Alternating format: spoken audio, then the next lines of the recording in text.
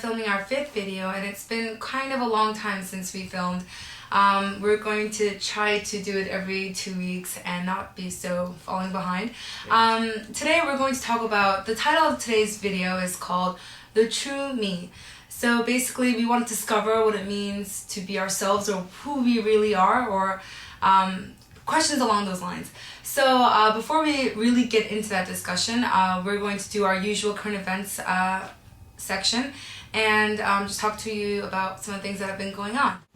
I don't know if it was this week or last week, but there has been something that we've been all anticipating every year, and that's the 100 most influential people in the world that Time magazine puts up. Yeah, this is pretty important because, you know, every year Time selects 100 people who has been influential in the world affairs for 1 year. And I'm proud to say that there are 2 people that are mentioned in the list that we have been frequently mentioning in our video. Especially the last video when we did Yeah, our especially collage. the last video, yeah. And that's Jeremy Lin and Tim Tebow. And, you know, I'm very proud and I'm very happy that people like them are in the list, and they're actually on top of the list. And I'm very proud that they have a very big picture instead of just little footnote pictures.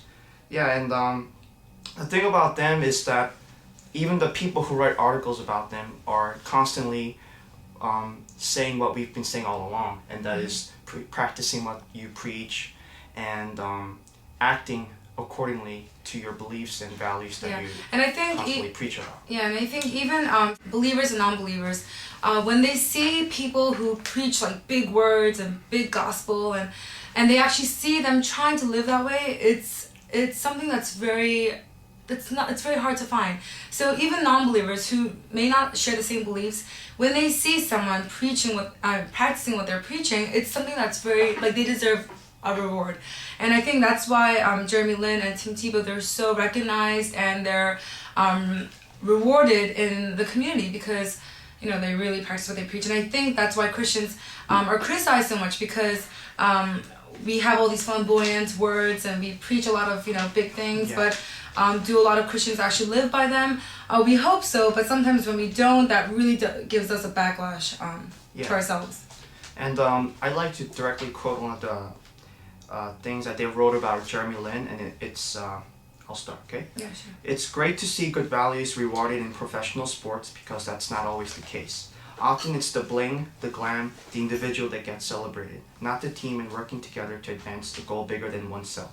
Jeremy cares only about one thing: winning.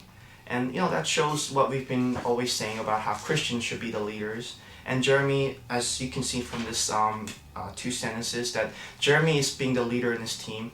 He's not caring more than what he carries himself out. He cares more about the team, and, you know, he always brings that level of leadership and commitment to whatever he does. And I think that's a great value that we can all share as a Christian. Yeah, so there's of course 98 other people that have been featured, but for us, I think these 2 people really stood out for us because we talked about them in our last video, but also because as Christians, you know, as Apollo said, it's really it's a good thing for us to see these people actually being recognized in all spheres of the world. So and for me, so that's Apollo's. For me, we probably seem like Time magazine's biggest fans because we bring it so much to the videos, but I don't know, I really like some of the things that they focus on. And I'm bringing here, it's from April 16th, the week of April 16th, and it's Rethinking Heaven. I don't know if you can see that, but it's actually pretty, I read it. I'm bringing this here not to say that this was a good article, but to actually not say it's a good article.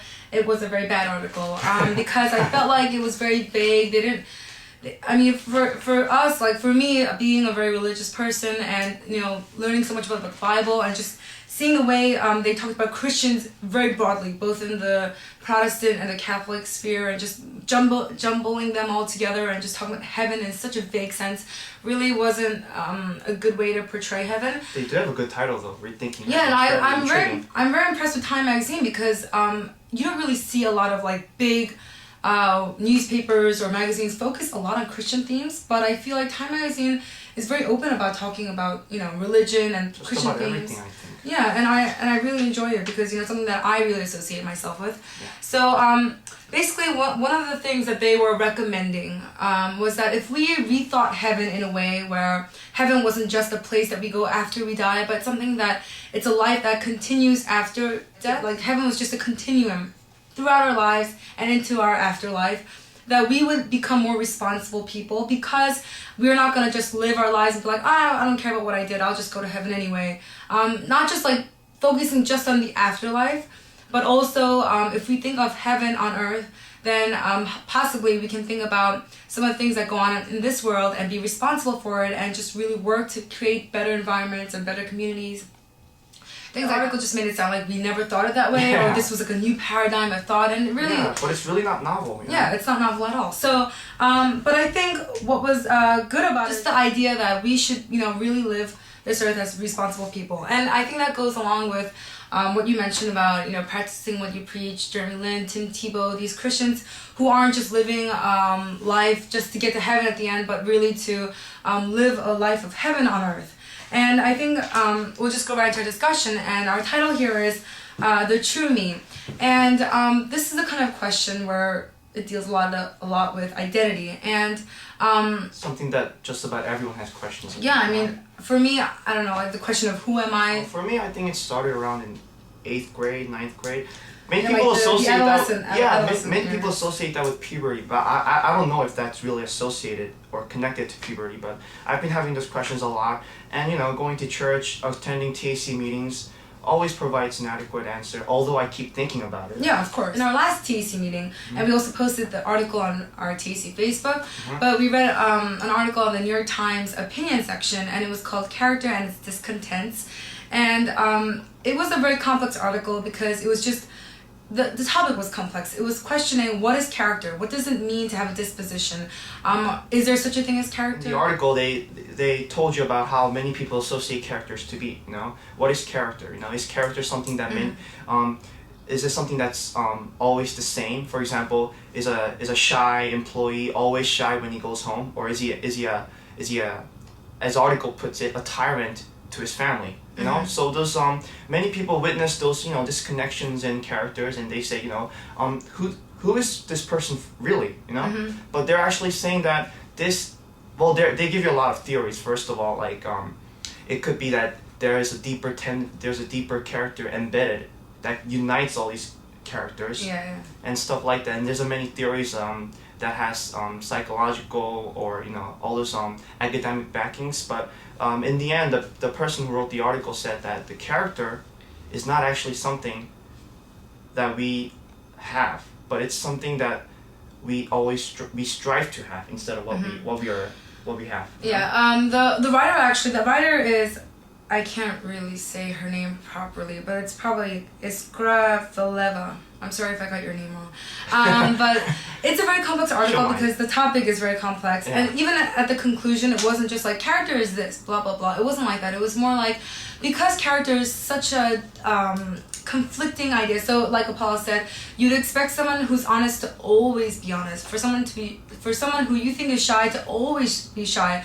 But there are times when you think someone is this way, and then you come across them in a certain situation where it's like, whoa, I didn't see that part of you. Yeah. And so we ask questions like, oh, who are you really? I mean, how come the person I see and the person that you see is different? We ask these questions about other people, but there are times when we ask that about ourselves. For example, like, say I'm a very courageous person, but there's going to be times when I'm really shy, or, you know, there are times when we ourselves don't really know exactly what our character is. And sometimes we come into a cognitive dissonance when we say, like, we are always honest, but there was an example with the honest child. Yeah, honest child. Okay, I remember this. There was an honest child, and but this child stole candy in order to seek approval from his peers. Yeah. Who has been bullying him all along. Right. And you would think, how can an honest child do such a thing as stealing candy to get peer approval? Right. And so these are things that are not, they're very dissociative to each other, right? Yeah, it's actually quite interesting if you delve more into it. Right. And sometimes, you know, again, like I said, you know, the question of who am I really, like, you know, when you come across, I'm sure that little child was like, after he did such an action, he probably sat down and be like, I consider myself honest. Why did I just do what I did? Or things like that. And so, I want to ask a question to you guys. Of course, it's a rhetorical question because you guys aren't answering right now. But there was a theologian, I don't know his name, but the theologian asked a congregation this question. He asked, are you who others say you are, or are you who you think you are or say you are? I want you guys to just think about it.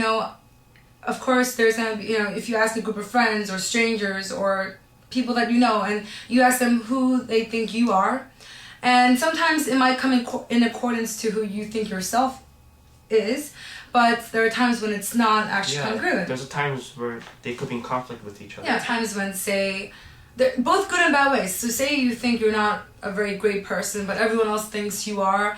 That's an example of when things aren't matching. Or there are times when you think you're great and everybody else thinks you're horrible.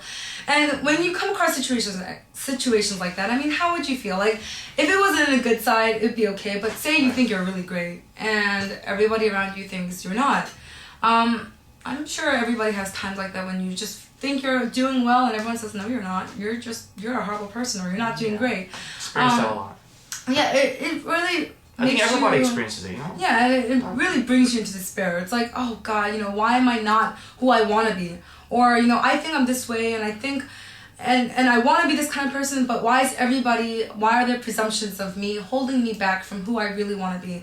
And I think this video, intentionally what we still want is for you guys to, for those of you who are, let's say, stuck in the past, or stuck with preconceptions or assumptions by people around you, judging who you are because of where you are right now, even though where you want to be and who you think you can be is, like, say, over here, like, high up in the...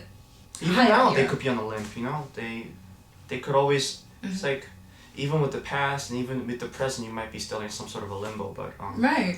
And it's hard, like, say, like you said, you know that you can be someone great. Just at this very situation, you know that it's just not working out, but you can make it. Right. But when everybody around you doesn't believe in you, or if everybody says, oh no, you can't because of such and such reasons, or because you're this kind of person, and they unify everything that you've done into one character.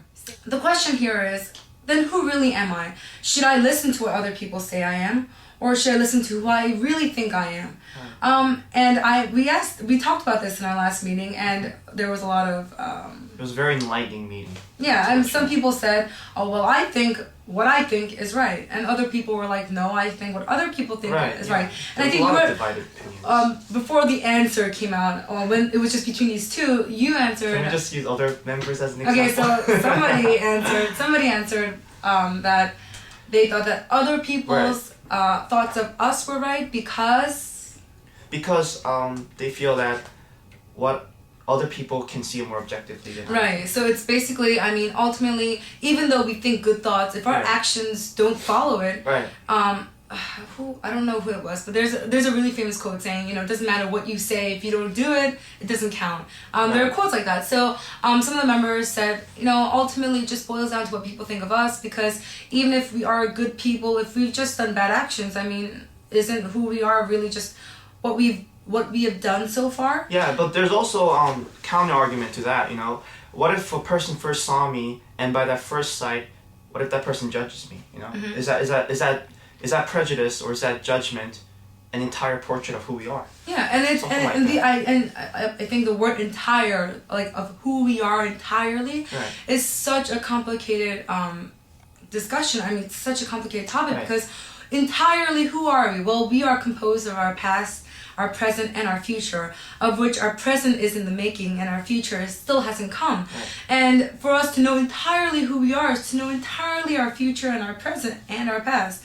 And that itself is a very complex issue. And therefore, with this question of who we are we what others think we are, or are we what we think we are? So it's going to not be within these two options. It's not going to be who the true me. It's not going to just be who I think I am, because who I think I am is thoughts, right? Equals thoughts. Who others think I am is going to be actions. So are thoughts defining me, or are actions defining me? Well, don't both define who I am? Yeah, they do. It's complicated. But let's think of this in God's light. If we think of God, if we bring God into the discussion, we have to elevate all this and we have to put God into the conversation. So the theologian concluded that ultimately the true me, who we are, is what we were made to be.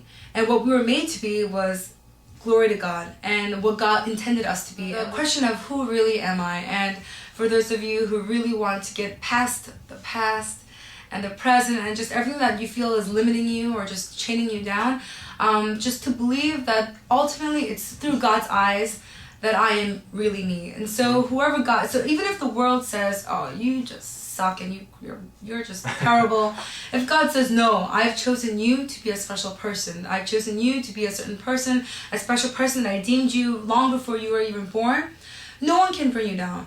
And as long as you trust in God, of course, if you don't trust in God, all this argument just doesn't make any sense. You have to trust in God that really God has chosen you, and you have to believe in God. And only if you believe in God can you say that, oh, I am who God really wants me to be. So... But that doesn't mean you shouldn't work or anything like that. Of course. Just relying. I'm sure you guys might understand this, but, we have to work too, We can't just not work and expect God to do everything, because that just doesn't work. It was never intended to be that way. Yeah. So for us, really believing, seeing ourselves through God's eyes, and the question is, well then, if I am seeing myself through God's eyes, well, what does God want to see? I think that's a very important question. The next step to the discussion is, so what does God want to see in us, or what does God see? And I think the thing is, the amazing thing about believing in God and knowing God exists and really believing in Him is that not everybody can forgive our past. Right. And not everybody can understand our current situation, our lackings, and our shortcomings. And not everyone can believe in our future. Even our family or even our friends can't always believe that we can make it in the future. They want us to, and they might believe in it time to time, but there's going to be times when you disappoint them and things like that. But for God, what's amazing with God is that God can forgive your past if you repent. Right. God can forgive your past. God can understand your present, and God can make your future. And no one in your life can do all three of those in all three tenses. And I think that's one of the great benefits of believing in God. And when I say benefits, automatically a red signal goes up. It's like, oh, you shouldn't believe in God for the benefits. Right. But don't think like that. Yeah, we don't mean that way, right? We just just don't take it too literally. But just basically, believing in God brings us those blessings. Let's not say benefits, blessings. Blessings, yeah. Yeah, those blessings. So believing in God gives you those blessings. Right. And just going back to the New York Times opinion article. I think you mentioned it, but the quote she concludes in her conclusion is, unity in character is an achievement. Conclusion is basically it's an achievement. If you can unify your character, if you are, say, honest and you act honest, that is unification of your character. And she says that is an accomplishment. But because it's so complex, because of the future, past, and present, that basically we should understand it like this about the promise. That basically we should understand character. So who we want to be, not as a state of affairs. So I am in this situation, therefore I am this. Don't think like that, but to rather think it as a goal that you are willing to put an effort to achieve. Right. And this is not a Christian article, so there's no God mentioned in this article. Yet even if we don't mention God, just the idea of it. Basically saying, I myself can't always be honest, but I'm going to promise to be honest and really give myself, because I've made a promise, to really work to keep that promise. And I think that creates and that process character. Of striving to achieve that character solidifies the character. Right. And of course, can there be a permanent solidification? No, I don't think so. It's very hard because all humans have vulnerability and we can't always be, that virtuous, perfect. It's good to be. It's an accomplishment to achieve it, but it's not... Major accomplishment. Yeah, but it's very hard to. Right. So I think she made a compromise in her argument saying, or in her article saying, think it as a goal. And it's a very novel idea that compromises just about everything that we've been thinking about. And in our TAC videos, we haven't really gone really deep into our success ideology, but one of it is basically our 8 characters of an achiever. Right. We have Achiever, that is an acronym. ACHIVR is an acronym for the 8 characters that we define, that we say an achiever, a true achiever. It's pretty cool, guys. It's pretty cool. a true achiever has or should strive to have. Yeah. And do you want to just run us through each one? Okay. A, attitude. C, creativity, H. humility, I. intellectual, E. evangelical. I know this, guys. You guys are making me nervous.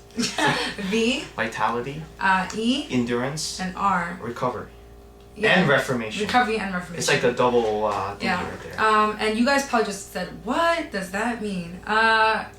It's a long thing to really explain all of it, so... It is, and I know you guys get annoyed because we always keep saying, this is so long, this is too much to explain right now, we'll explain it later. Believe me, we want to explain this as much as you guys want to hear it, so... We'll explain in our next video. Hopefully, yeah. But the basic point is that these are our 8 characters that we as TAC members try to achieve. Right.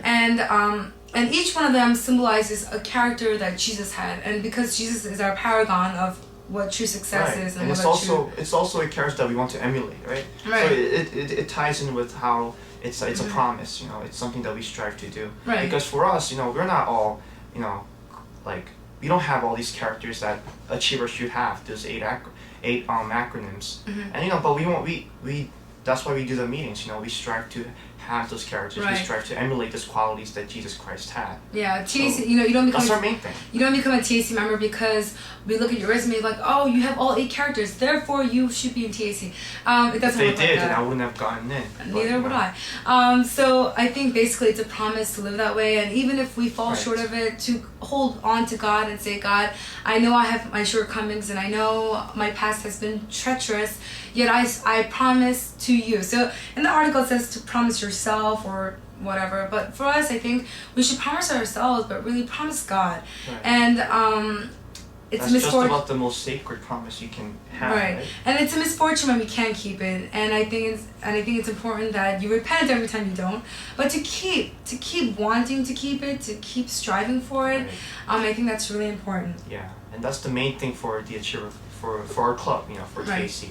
So I think we just want to leave it off, or I just want to leave it off saying, the only way to overcome your present situation, to overcome anything that you've been going through, just to be a bigger person, is to really have God into your life, because the only way you're going to see above your situation right now or things that have been going on is to see in God's eye. So you know how they say that the bird's eye view? Well, what's above the bird's eye view is God's view. And so only through God's eyes and through God's perspective can we really elevate beyond our problems. Right. And I think what I want to say is just live up to it. It's okay if, well, who am I to say it's okay? But I think it's okay. God says in the Bible it's okay for your transgressions and your mistakes. I think as long as you come back to God and you say, God, forgive me for this. And even though you strive, you're gonna fall short all the time. And through it all, just keep praying to God. Yeah, don't get discouraged. Don't be fettered with the past mistakes that you've made. Or even your present shortcomings. Right. Because we all have them. We all aren't perfect. Yeah, if you don't, then you're like superhuman. So don't be fettered with the past or the present, and just look to the future. The promises that you've made to God, strive to achieve them. That's what we all do. That's what Christians should do. And I think that's the way to solidify the character that you strive to emulate. Yeah. Right? We hope that through this video you guys were able to just think. I don't know if we could motivate you or inspire you in great ways, but if for a moment you're able to feel encouraged and say, wow, maybe I can get past this. Maybe if I just ask God, seek God, and hold on to God, then we did our job. Our job is done. Yeah, so until our next video, think about it. We'll think about it as well. We should, think about it actually every day and really strive to become better people. Right. And as we said in our second video, the gift to change.